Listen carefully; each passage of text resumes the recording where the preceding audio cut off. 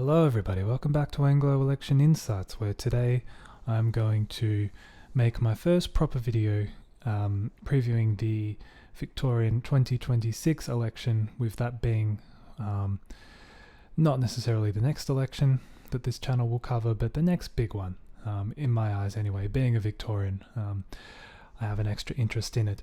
So I want to go back to this Redbridge poll, which had the coalition in front just by 1%. But there were some interesting numbers sort of below the headline. So firstly, you had Jacinta Allen, her favourability significantly underwater, with Brad Batten pretty much just level pegging. I guess maybe people didn't really know him at that point. Maybe they still don't. And then the other one here was that crime was considered sort of the big problem that the Allen government was facing, rather than issues about the suburban rail loop or roads or service delivery, debt, that kind of thing. It was crime. And if we have a look at how this was broken down regionally, we can see that, interestingly, the eastern suburbs were particularly strong for the Liberals, with 56 to 44 on two-party preferred. But sort of looking a bit deeper into this also, the inner suburbs, I felt the Labor's vote was still tracking reasonably well. Well ahead of the Greens there, back on 23. I don't know exactly which seats that covers. It'd be really good if we could have a breakdown of this with swings from the last election to give us a better idea of where and how this is playing out. Northern and western suburbs, for the Liberals to be ahead on primary and the headline number to be 53-47, my gut tells me that number should, in a regular election, be more like 60-40 at the least. So that seems to be a pretty significant movement. And then in regional Victoria as well, a lot of the seats in regional Victoria, Labor actually hold, like at least in terms of provincial cities. And then, a lot of the sort of more sparsely populated regional seats are very heavily Nats leaning. But yeah, just interesting to see the way that that's broken down. But just going back to the crime issue,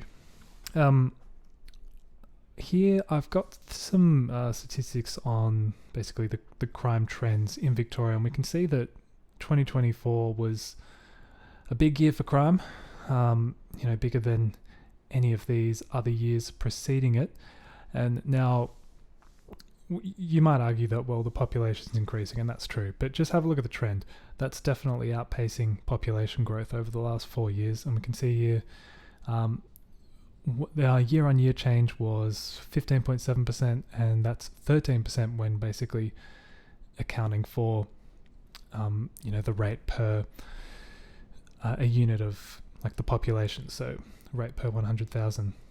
Now, we can dig a little bit deeper here into individual local government areas, and I thought I'd just take you through a few that stuck out to me. Firstly, we know that the seat of Ripon is going to be pretty closely contested, and we can see that in its local government areas, the city of Ararat up 24%, just about there, and then a couple of the other local government areas, Central Goldfields significantly up, particularly in Maryborough, and then also the Pyrenees Shire. Again, big numbers here, up nearly 37%, Beaufort and Avoca. So some big problems there for Martha Haylett, but we can go through quite a few of these, and you can do this in your own time too, but I'll just take you on a bit of a highlights reel. So Bendigo, we're up above the state average. Ballarat, we'll see the same sort of thing, which has implications for seats, maybe not so much Wendouree, but maybe Eureka.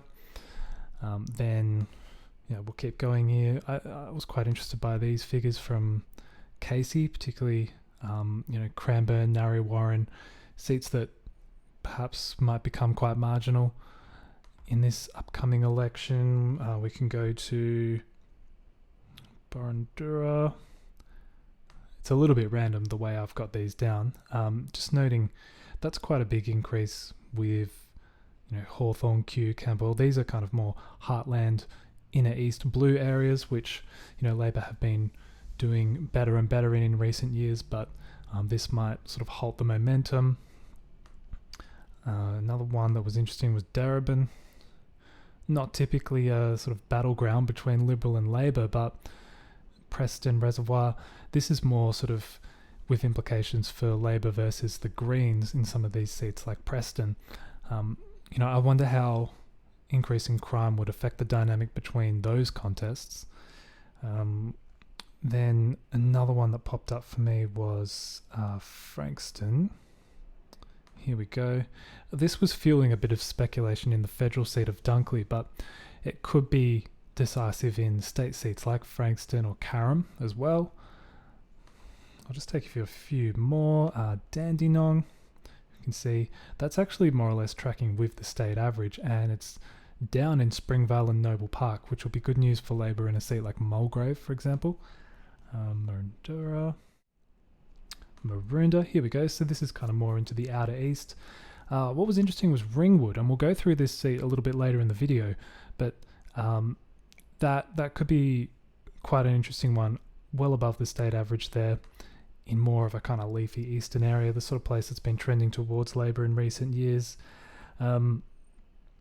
Here we've got Stonington. This is kind of inner southeast, and you can see South Yarra, Paran.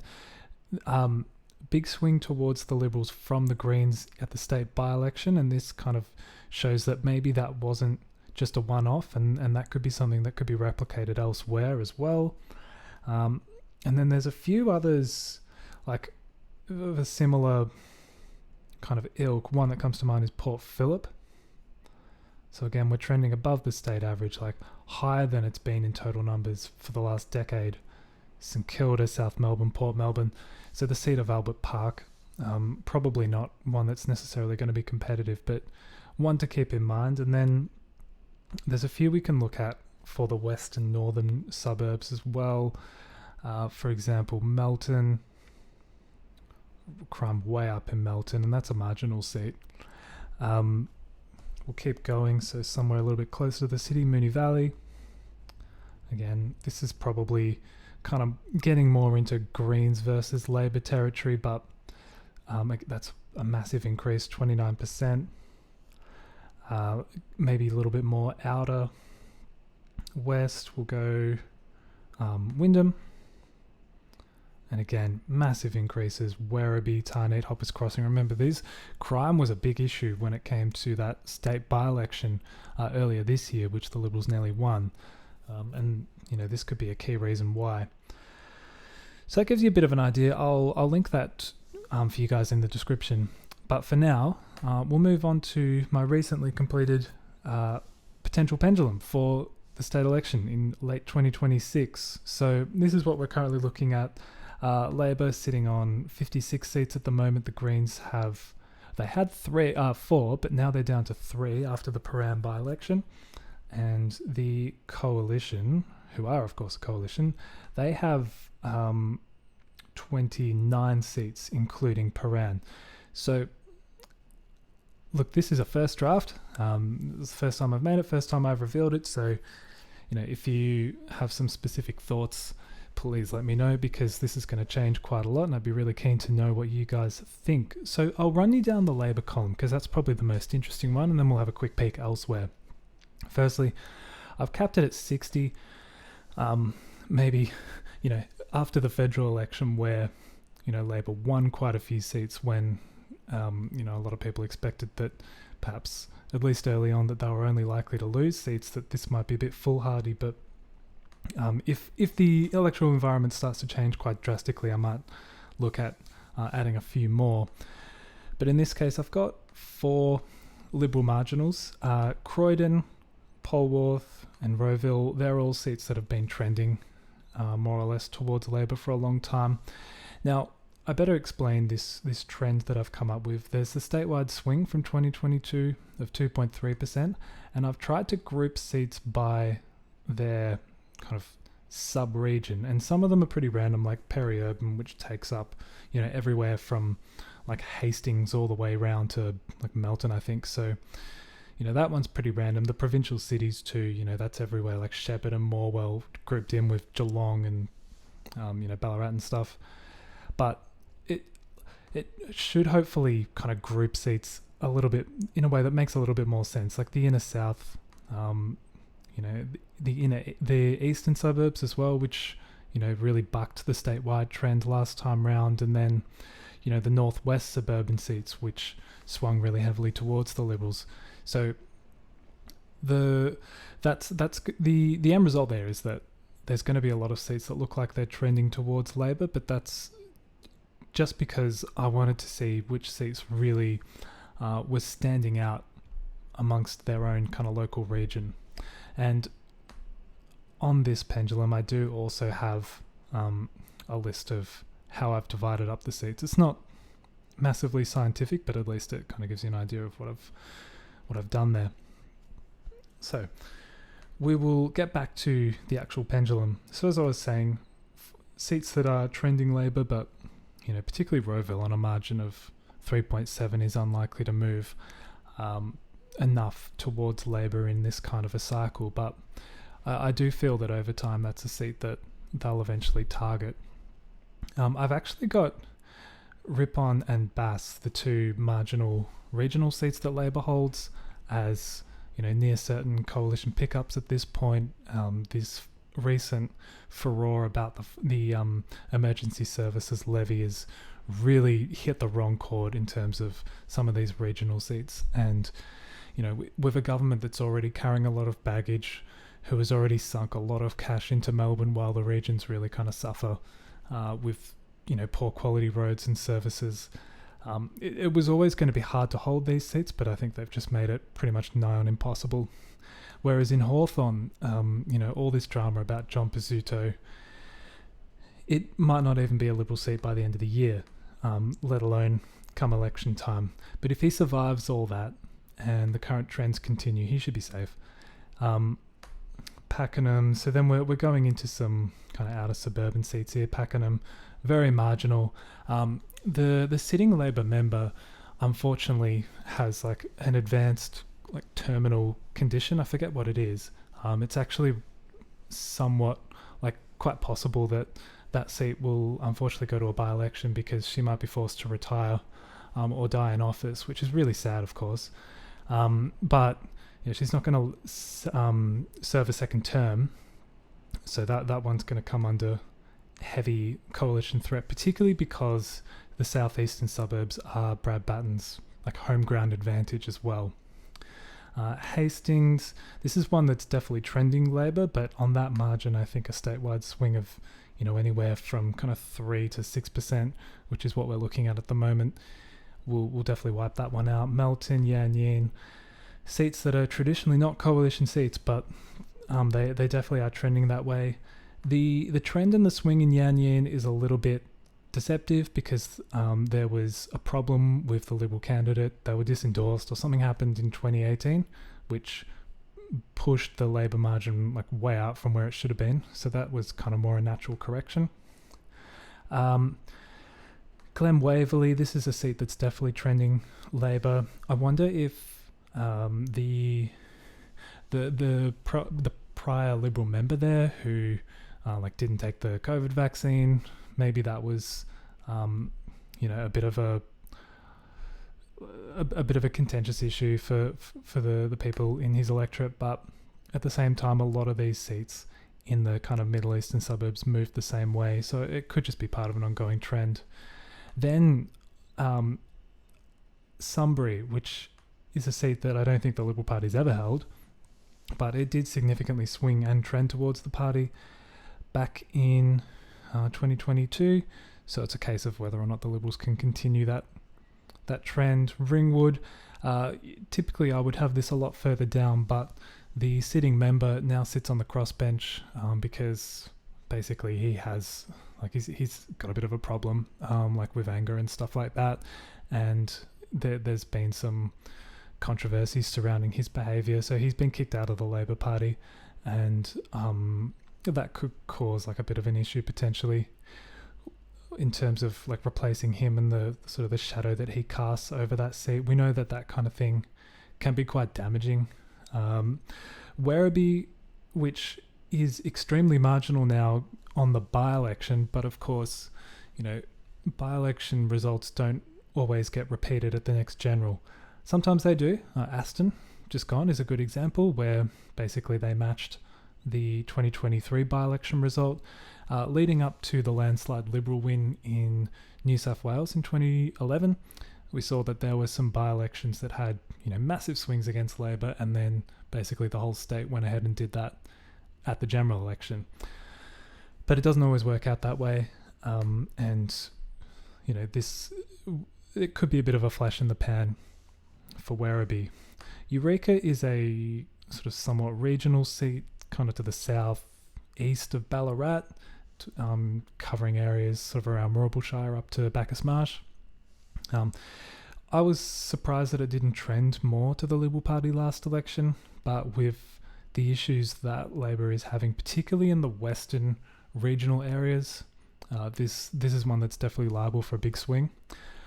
I wasn't sure where the Greens come into all of this, and I'm still not sure. So, looking at the federal results, you'd think Green pickups are going to be difficult, and if anything, they're going to need to look at defending their existing seats. But I'm not necessarily sure that's the way it's going to play out at the state level. This Labor government has a lot of baggage. When you look at what happened federally, I think there was a lot of middle ground in the centre that was open for the taking, and Labor grabbed it, and that's kind of what people wanted.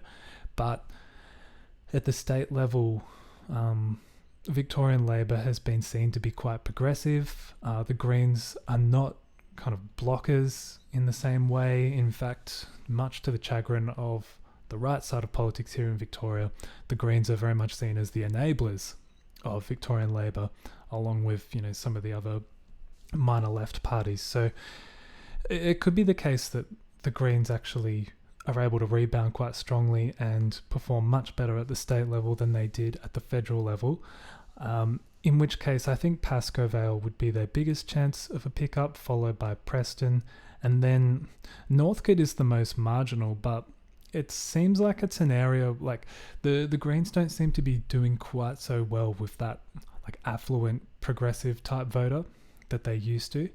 And that definitely played out at the federal election, but they're doing a lot better with that more working class, multicultural suburban voter, which is probably a little bit more what you'd find in Pascoe Vale, Preston, compared to somewhere like Northcote. So I'll keep kind of thinking about those particular seats, but for now that's just where I've popped them. Bayswater, seat that's heavily trending Labor, but it is still on a 4.2% margin. Strong local member, that would be a tough one for the Liberals to win, but if they're going to win government, they probably need to win it. Greenvale, this was a new seat in 2022, I believe, and it swung and trended heavily towards the Liberals, and now it's on a 7.2% margin. So if they're able to get similar kind of swings that they got in 2022, then, Greenvale's the kind of seat that's definitely up for the taking. Mulgrave is now on a 4.7% margin. If you go two-party preferred, I think at the by-election, Ian Cook actually made the count, and strangely the margin was actually a little bit wider for Labor over him, whereas it was a little bit tighter for the Liberal candidate who didn't end up making the count.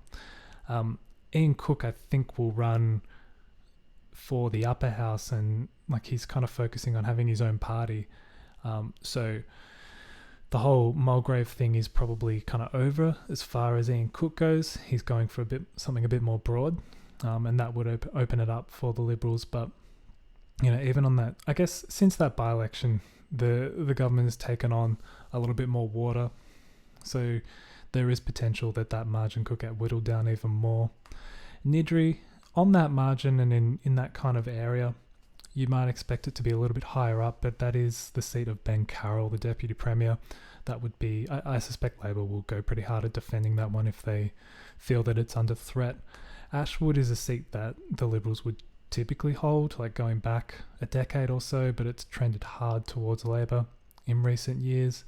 And then Footscray with the Greens, that one might need to move up a little bit higher, because as I've talked about in the past, the Greens are kind of shifting their focus from the inner southeast more towards the inner northwest.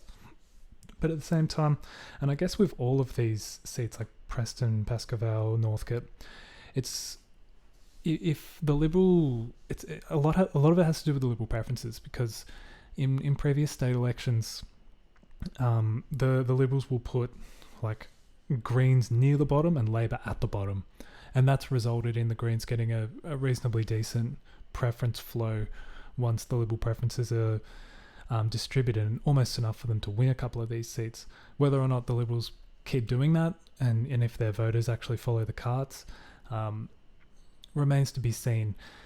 And I suppose with the Allen government, obviously a little bit more old and tired, and they've taken on a lot more baggage. Maybe the thought of preferencing the Greens ahead of the sitting government is maybe more people will do that than they would at the federal level, when Albanese was talking about like salmon farming and gas and all that stuff. So we'll see, but I think that could prove decisive what the Liberals do with their how to vote cards. Then we're kind of getting back into the Sandbelt, Mordialloc and Bentley. These are seats that did actually trend towards the Liberals, but the margins at this point are getting pretty high, and this, if like according to this is Labor losing 20 seats at this point. So we're getting into the thick of it here. Box Hill, this is a seat that's trended off a cliff towards Labor. Now it sits on a 7.2% margin, and we saw in these eastern seats, a similar trend is starting to appear at the federal level, although the swings were nowhere near what they were like in, say, southern Sydney or suburban Brisbane or even suburban Perth. So, that trend could be sort of stalling out in terms of the Labor brand, and maybe at the next state election is when we see that begin to turn around. But at this stage, Box Hill looks pretty safe. Frankston, we noticed the crime issue there, which could put it in focus. South Barwon, a little bit like Ringwood, where Darren Cheeseman, the sitting member, was done for I think it was like kind of lewd behaviour in terms of one of his staffers, something like that.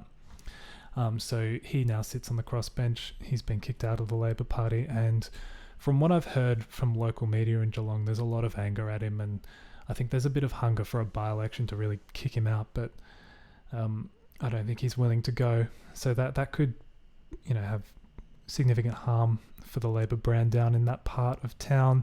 And we might have noticed too, the federal results in both Corangamite and Corio, there was very limited swing towards Labor at all, like less than 1% in both those seats. So the really strong trend here that we've observed since like 2010, 2014, maybe that's coming to an end.